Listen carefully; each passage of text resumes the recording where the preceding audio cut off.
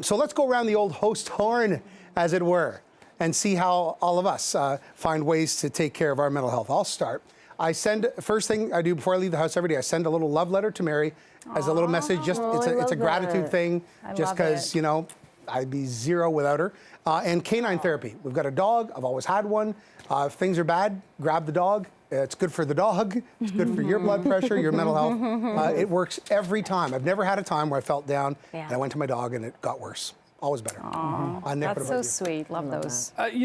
Bottling things up. I was just saying to the mayor how bottling things up is not a solution, and that certainly was how I used to handle a lot of things. Just sort of keep it inside, kind of compartmentalize things, and try to sort of, you know, get over things internally without talking about it. I've kind of realized the error of my ways, and I've certainly made some pretty impressive mistakes over the years. But now communicating, my wife has been much better, sort of getting things out of me. As much as I work in the communications business, perhaps talking hasn't necessarily been my strongest suit when it comes to what I'm actually dealing with or feeling. So certainly I'm trying to get better at talking myself. So I love the idea of Bell Let's Talk, because you know, talking it out is certainly a lot better than bottling it up and keeping it inside. It doesn't help you, and it certainly doesn't help the people around you. Yeah, well said. Yeah, absolutely, and it certainly keeps the conversation going, that's for sure. Well, I'm no stranger to mental health issues. I've been pretty candid about it with my friends and my family. They know my personal story and I guess why I am the way I am today, but that's nothing to be ashamed of. What always helps me is definitely exercise. I know some people, it's hard to find a suitable psychiatrist or person to talk to, but exercise is really something that you can do in the present moment that gets your endorphins going. It changes your state of mind. Even taking a walk just to change where you are in that present moment of feeling something negative. So exercise for me, even journaling, like dedicating 5 minutes a day, or even just saying, I'm going to write a sentence today just to get that emotion out, because as you mentioned, Nick, bottling it up is not good. Look, I could mention, you know, a lot of the things that we do, such as binging Netflix or binging other items, but that's not necessarily a good thing. It could be a Band-Aid solution, but you know, when you seek immediate gratification, whether it's through social media, food, drugs, alcohol, I'm not saying that's not something you should do. I think a lot of people struggle with that for sure, especially I've had addiction issues before, but I think when you can find other ways to get that out of you, that's when real change can take place over the long term. Yeah. Sure. Great share. Adjoa, what about you? Mine is singing, dancing, journaling as well. I do a gratitude journal every night before I go to bed, so I end the night right. I say some 5 positive things that happened in the day, so it doesn't end on a negative note.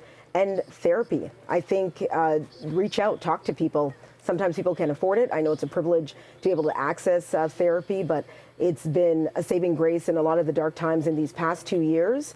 I've been able to talk out some things that I was suppressing. So sometimes it's hard to talk to family and friends about issues, and sometimes you need that kickstart from somebody else that's not in your circle, right? Exactly. Totally. Separation. Absolutely. Patricia. And you know, Jennifer and I, we really started, you started your career here on weekends, and we, you know, always found the joy in having such an intimate family, especially on the weekends. You know, things are, you have to come to work on Saturdays and Sundays. It's kind of like you lose your weekends. I've been doing that for 11 years, but I try to like not put too much pressure on myself. And Jennifer, I have to kind of give you a pat or a hug if I could, because you've been so vulnerable and you've been so open. And now, because you shared with me that you're like kind of dipped into therapy, I think I'm really going to start doing that too, because me having, I'm going to cry, oh my God.